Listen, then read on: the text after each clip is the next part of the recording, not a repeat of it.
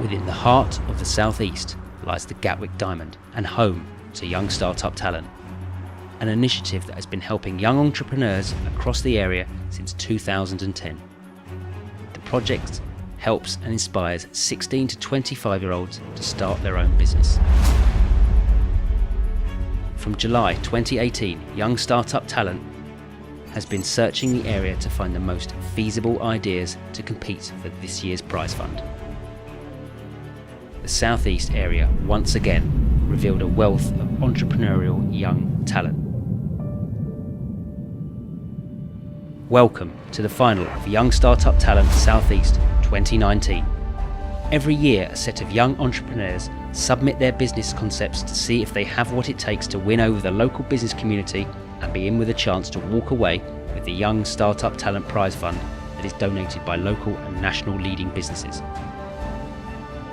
This year, the team gathered to find the young business talent from within the area in a bid to whittle the Southeast's finest entrepreneurs down to its very best. With a successful track record of past young startup talent winners and finalists rapidly flourishing among the business world of the Southeast since its inception 9 years ago, and spreading the word of young startup talent, many young entrepreneurs entered this competition. Only those that show they have what it takes, know their businesses inside out, can face the judges under pressure, will succeed. After visiting schools, colleges and universities within the area, the successful applicants attended the Young Startup Talent Speed Networking event at Basepoint Business Centre in Crawley.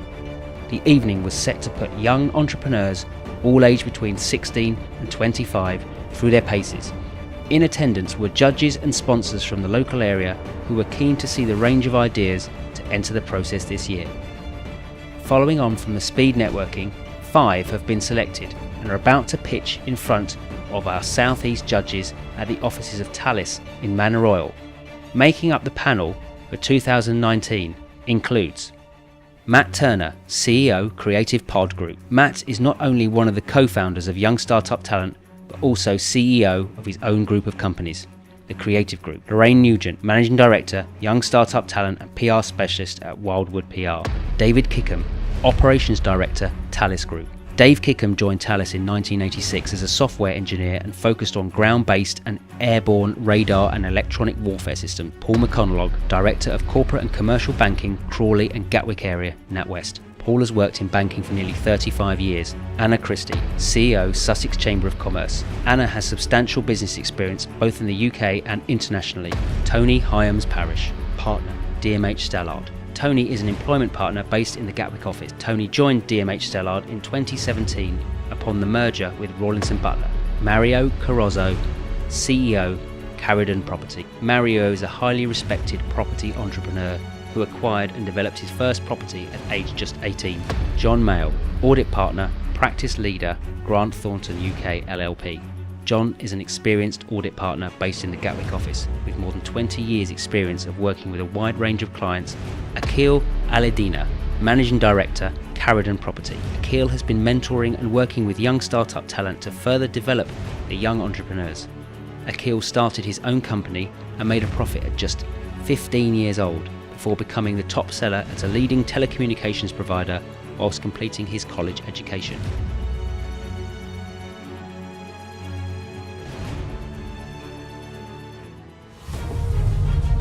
Rebecca Fitzgerald, No More Nasties. No More Nasties was born after founder Rebecca Fitzgerald became physically addicted to topical steroids prescribed for her chronic skin condition. The brand's e-commerce platform sells a variety of skincare and natural beauty products for those looking to take a more natural and holistic approach to their beauty and skincare regimes, choosing products which are free from both toxins and plastic, are cruelty-free and organic. Hi everyone, thank you for coming. I hope you've all enjoyed reading through my very large business plan. My business is called No More Nasties. It is an e-commerce platform which educates around the topic of hidden toxins and chemicals in beauty products, and it provides solutions for that. So the main target audiences that No More Nasties will sell to are Those who have suffered from specialist skin conditions, such as myself, this could be eczema, acne, rosacea. It also caters to those who are looking to take a more considered approach to their consumption. How big is this problem that I'm trying to tackle? So this is a problem which actually affects all of us. All of us every day probably use a deodorant, maybe wash our face with something, use shampoo, conditioner, body wash. These are things that we use every single day. And the truth of the matter is that there's hidden chemicals in all of these products. We don't know about them. So this is what No More Nasties sets to challenge. No More Nasties sells a collection of natural hand-picked products in a bunch of in-demand categories. So these could be zero waste, fragrance-free, made in the UK, organic, and gender neutral. So No More Nasties is a brand, and it's a brand with a message. The brand has a conscience. It says no to animal testing, no to wasteful packaging, and clarity and transparency are at the heart of the business always. Thank you. Thank you very much. And can you give me just a sense of how many suppliers is there? How many companies is it that you're going to be working with? Yeah, initially I want to launch with 10 different brands.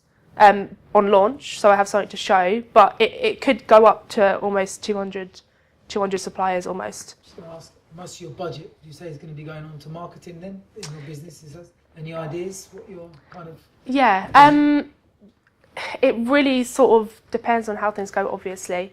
Initially I want to put in £100 every month. A lot of the marketing budget will go on sort of video, which is really important to the brand, and also Facebook ads, because they're really important for e-commerce. Also Google Shopping, so products appear right at the top of the search. But marketing is definitely really important. On that marketing front, I noticed from your survey report that it's quite interesting, the response rate to the demographic is almost exactly equal between 15 to 55-year-olds. Do you see the need to tailor your marketing approach according to that demographic? Yeah, well, in terms of the survey, that data isn't actually coming from actual customers. These are just people who have sort of found online through Facebook groups. That's where the main sort of people came from. But in terms of marketing to different sort of areas, one thing which I'm planning to do straight away is link up the website with Google Analytics, and from that information you can see where your market is, where they live, what their demographics are, like how much they earn, how old they are, and based on that data I can then to kind of tailor the marketing plan and the marketing message to who's actually engaging with the brand. You've put here no shipping costs or anything. Now shipping costs can be quite expensive. Where are all your suppliers based? So they're going to be mainly UK based. Okay.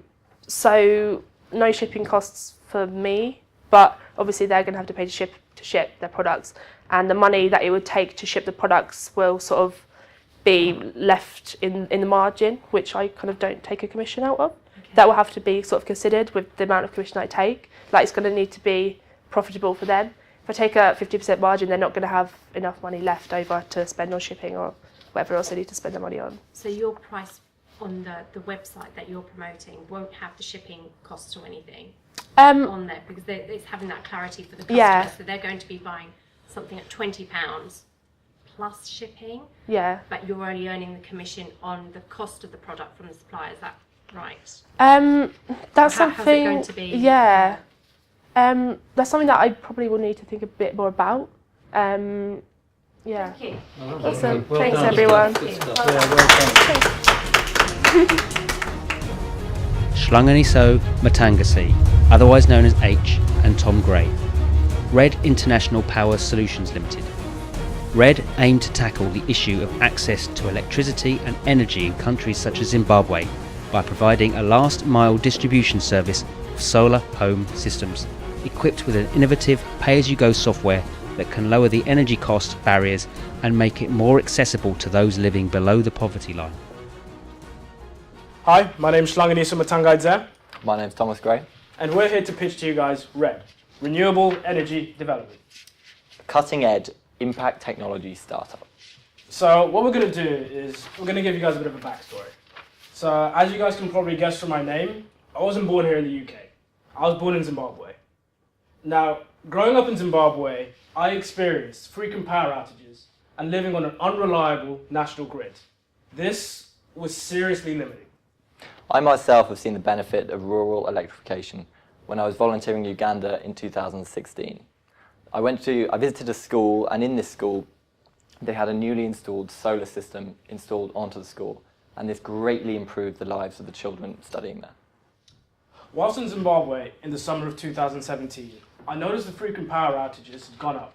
So I decided to research further into this, and I found out that a staggering 67% of the population, or 11 million people, have no access to electricity. So we decided to make small-scale vertical wind turbines capable of producing 150 watts of electricity.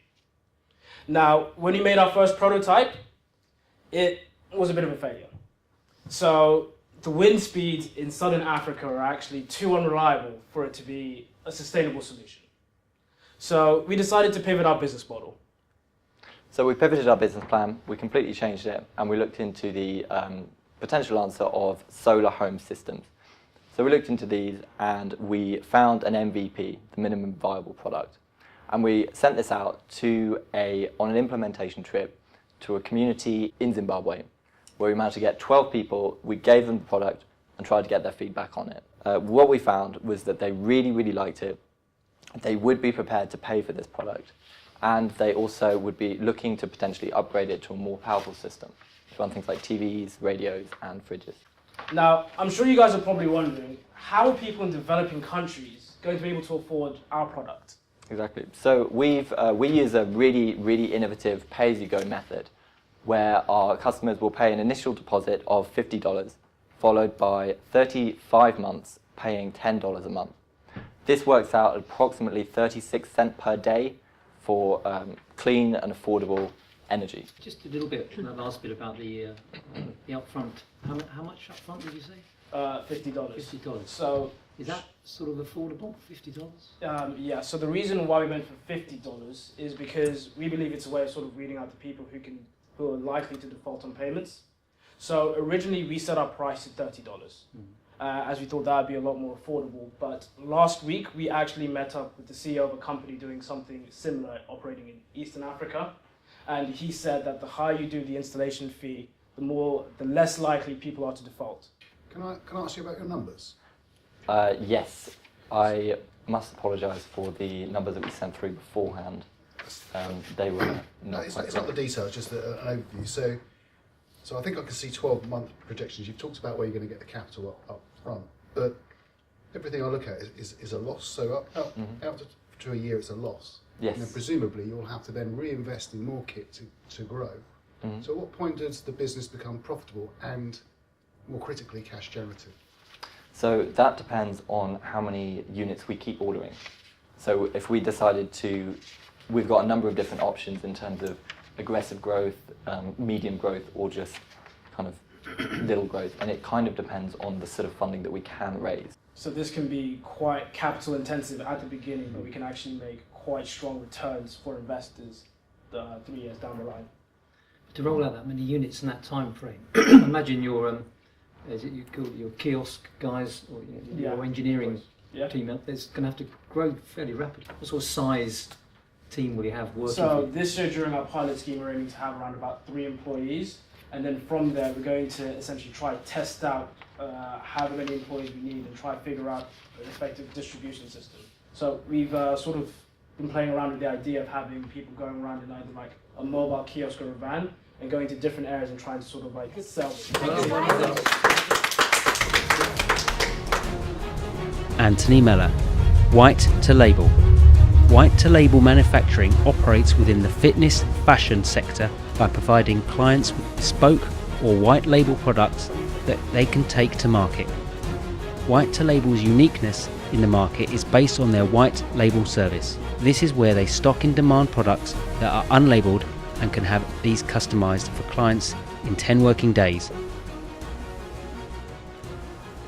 Hi everyone, my name's Anthony and I'm the founder of White to Label Manufacturing. Global sportswear market is estimated to be worth in excess of $200 billion by 2024. That equates to roughly £176 billion. One thing that's certain is all fitness, fashion and sportswear brands need a manufacturer of some sort. However, a lack of online presence and high minimum order quantities means that most startups are left with a relatively unviable option for production. I've created a solution.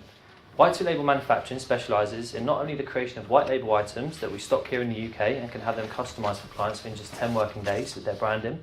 In addition to this, we also have a bespoke service which essentially allows us to act as a sourcing agent where we are a middleman between the client and the manufacturer and deal with all design and manufacturing elements. That allows us to work beyond the realm of our white label service and work with slightly bigger clients at the same time. With the increased growth in the sportswear market, we hope to market these products and services not only to fitness fashion brands, which are already established and startups, but also supplement companies hoping to expand their product offering, sports clubs and charities that are looking for like corporate events, and local gyms who are looking for an extra revenue stream. The business consists of myself. I have more than 2 years of experience in sourcing supplies, manufacturing, have then design, sort of tech pack creation and streamline production. So those are all the things I've got experience in, and I've had that experience through the creation of my own brand, which I've had for a little over 2 years now. Well done, Anthony. Yeah, very interesting. You've given us some revenue figures here, and you've told us what the company's made to date. Mm-hmm. What is the revenue looking like for the next 12 months and the next 24 months? Where do you see the company going? I see the company really excelling in terms of revenue. March is one particular month where we've got a really spike. We've got a big client come in, and their order alone's coming to about £19,000. But in addition to that, we have a few other orders coming in. So in terms of, it's hard to project the sales because obviously it's a new business, it's newly established. However, from the traction I've already gained from, let's say for example, just November when the services went live till now, I'm in a comfortable position to say that by the end of 2 years, I would say that the business will continue to revenue a good amount and excel in terms of monthly revenue, cash on hand, and look to obviously increase gross profit margins as well, and then obviously in turn net profit margins. But I mean, you must have an idea of where that revenue is heading. Yeah, at the end of year two. Yeah, I would say probably by the end of year two, I'd comfortably say the business would have revenued about £200,000. It's expected, I think it was about £68,000 by the end of year one. But I would say that comfortably 200,000 by the end of year two, if not more. That's being very realistic. How do you get, when one of your customers wants to have a certain type of branding, how do you get that design out to your suppliers? So it's basically, that's where the tech pack comes in. So for example, let's say a client approaches me, they have a design already sorted. We can design things for them if they want it, but let's say they have it just for argument's sake. It goes into what's called a tech pack, and that basically conveys the information from, you can't go to a manufacturer and say we want a t-shirt, small, medium, large with this logo here. You have to be very specific. So it's things like taking measurements from seams, it's ensuring the measurements of the actual product themselves account for things like an inch for stitching, length, width, back yoke, all those kind of technical things that you wouldn't know if you didn't have the experience in it. So it goes into a tech pack, which is basically an Excel format sheet, and it outlines everything, and it will outline the colours, the trim. How are you going to manage the intellectual property? So a customer gives you their logo, their branding that they want to put on a t-shirt. You're sending that overseas. They only want, say, 100 products. How are you going to ensure that that's all they produce and that they're not producing more or selling it directly to other customers, and you're protecting the intellectual property from the order from the customers that you've received? Question. Essentially, there is nothing you really can do to prevent that from happening, because that's something that the manufacturer could do off their own back, and that could happen if you go direct or if you use a company like mine where we're a middleman. Obviously, in the hope that you've built that trust with that manufacturer, you'd hope that they didn't, and I wouldn't see why a manufacturer, from their perspective, it would be cost effective for them to do so anyways, because they're producing the products at their margin, and they don't.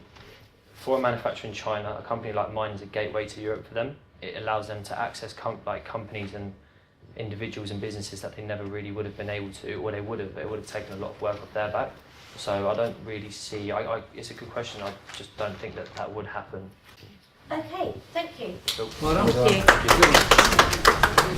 you. William Venner, Gmod Admin Suite. The Gmod Admin Suite will be taking advantage of the economy that has emerged from a video game called Gary's Mod. This is a sandbox video game built by video game programmer Gary Newman as a modification, or mod, to the highly successful game Half-Life 2. In this game, players are given the tools to create their own world and open it to thousands of other players. My name is Billy Venner. I have been a computer programmer since I was 10 years old. At the age of 14, I found a way to monetize my skills using a video game I was playing called Garry's Mod. Garry's Mod is a massive multiplayer game and currently one of the most popular PC video games with almost 20 million copies sold. The game's content is almost completely player generated, with many talented programmers and artists. These modifications can be bought and sold commercially.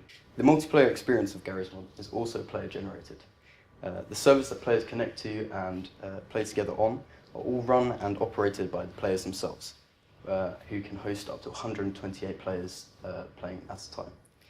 Each server has its own unique community, culture, rules, staff team, and features, and typically servers will operate as businesses.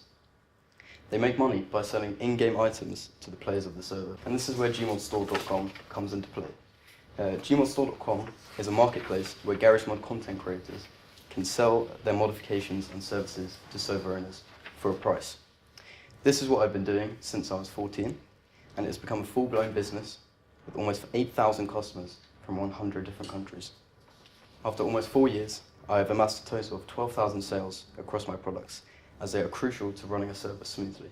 To grow this business to its next stage, I want to expand to more massive multiplayer games which use this server and player model. There are many online games which use this model, and all of the servers running these games have their own staff teams.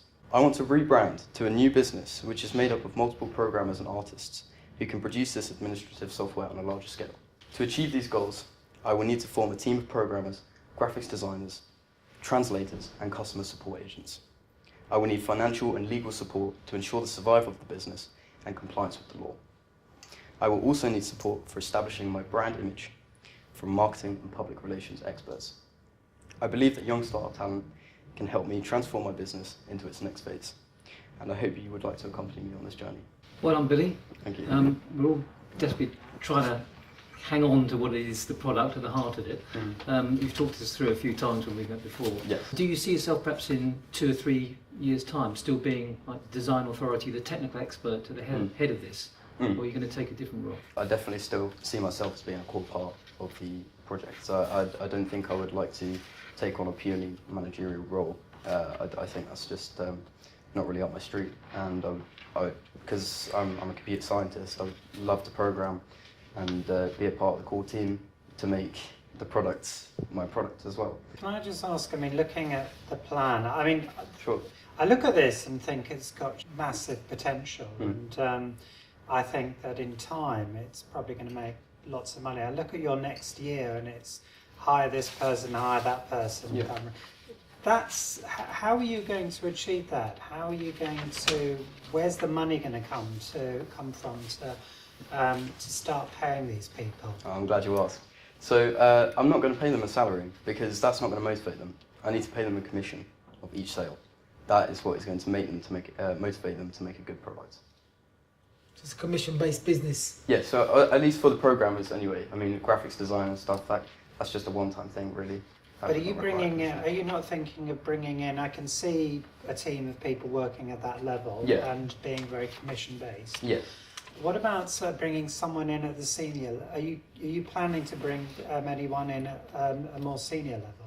I haven't thought about that yet, no, because obviously I would imagine that I'd be on the senior level, but I would imagine that kind of team would be working together, but not with someone on top. It would be a very... But the problem is, I see that you're a technician, and I can see you being right at the top in terms of being the technical director. But what about on the kind of whole business side and financial side? Financial marketing, that sort of. Yeah. Yes, I can see. That would require some kind of senior management to help with that. And investment too, because you mentioned legal. They're not going to work a commission. No, of course. Yeah, so you've got a lot of departments there that are going to need paying. Yeah, at the end of it. Definitely. Yeah, that would be something to consider as well. I should think about getting some administrative staff if I... Thank you. Very good. Yeah, thank you. Tom Williams and Luke Baldwin, Mantra Apparel UK. Mantra is an organisation focused on empowering, inspiring and motivating their customer base. The Mantra wristband is a handmade, uniquely designed strap of leather or vegan-friendly alternative, fastened with a stainless steel magnetic clasp. The strap can be personalised through heat embossing to display a personal mantra or other message. My name's Tom, and I'm the founder of Mantra, and this is my co-founder, Luke. Mantra is an organisation focused on creating positive change in the world through spreading a positive message of inspiration and positivity. Today we're here to pitch to you our vision for Mantra, which encompasses two key branches. Mantra Apparel UK, a contemporary fashion brand. The big influence of the fashion industry, which is currently worth £42 billion in the UK, to spread our message, as well as the branch of Mantra Life, which spreads our message to the industry of personal development, which is currently worth £7.6 billion in the UK. So, what is our vision? To become the most influential British brand and using that influence to generate positive change in people's lives and helping them chase their goals and define their futures.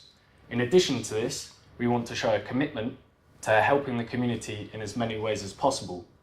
We're going to partake in charity, make sure we source our resources responsibly, and try and minimise our impact on the environment in as many ways as possible.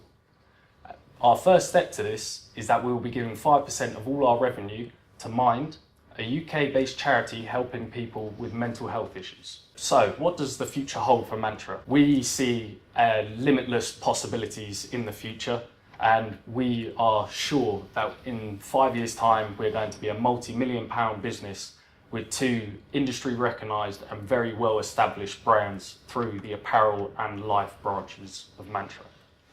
Thank you for your time, and please do fire away with any questions. Good one, well done, Luke and Tom. Thank you. Excellent. I was just looking at your profit projection. I guess it's for the year ahead. So March you're looking at estimated sales of £1,000, and in January, not just less than a year, going up to £30,000, 30 times. I'm just thinking, what makes up the majority of the sales from your products? What is it? Is it the wristbands, the t-shirt, the cap? Where? Well, how is it broken down roughly? I mean, obviously, at the moment, we are predicting the t-shirts to be definitely the leader in terms of sales, as it's much more. If you went into like any store, you'd be much more likely to buy a t-shirt than you would a wristband. So we're hoping that this product will definitely lead the way in terms of revenue generating. The mission statement says this will make us the most influential British brand, but the other page said you're going to be getting the bands from China. I couldn't understand that on your mission statement, you're influential British band, but it's been made in China. Don't you think that's a bit misleading? You may be right, however, the wristbands is actually, I make them myself. Yeah, but you said to produce them, you've got a supplier in China that's going to bring them over. As in outsource it to China. Ideally, ethically... Yeah, well, you did mention ethically a British. Well, I think you can still be a British brand having source an aspect of your company from outsource. I think, your messaging in terms of your vision and your marketing, when you look at the banner and everything else, that isn't strong when you go back to what you were saying about the mental health and well-being. And giving 5% of your revenue or profits, I can't remember which, to Mind. That kind of message needs to be more powerful. Yeah, definitely is. Especially in all of your marketing, your promotion, your vision and what you're trying to do, because I think that's going to have a more powerful impact. That doesn't come across on here. Yeah. It feels a little bit confused. It feels like there's too much in there at the moment. I think you've got to be a lot clearer about what the brand stands for. I was interested, the same as the question earlier, just around your growth and your projections on the finances. And just a simple thing that comes into my brain is you're predicting your sort of 35,000 in December and 30,000 in January off the back of your primary product being a t-shirt. And just thinking of, I don't know how many people buy t-shirts in the height of the winter months. So I guess just challenging your thinking around that. Yeah, it's a very good point. That is a very good point. Okay, thank you. Yeah, Thank well you.